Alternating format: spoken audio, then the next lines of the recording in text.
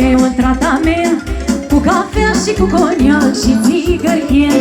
Nașul știe cum se face un tratament cu cafea și cu coniac și țigărchen. Nașa este cam geloasă și nu-i convine, dar nu are ce să spună că nașul-i cu finul. Nașa este cam geloasă și nu-i convine, dar nu are ce să spună că nașul-i cu vinul. Nașa și cu vina, ele sunt treaba lor. Noi ne facem planuri pentru viitor. Viața e frumoasă dacă ai putere să dispui de bani și să-i dai ce-ți cere. Haide, haide, nu lăsa! Așa, rășit!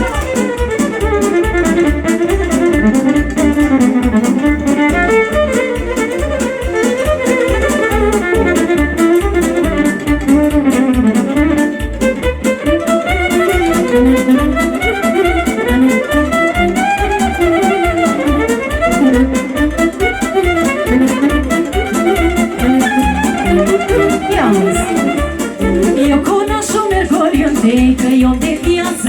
Nașul știe cum se face totul pe viață. Eu cu nașul merg oriunde, că e om de viață.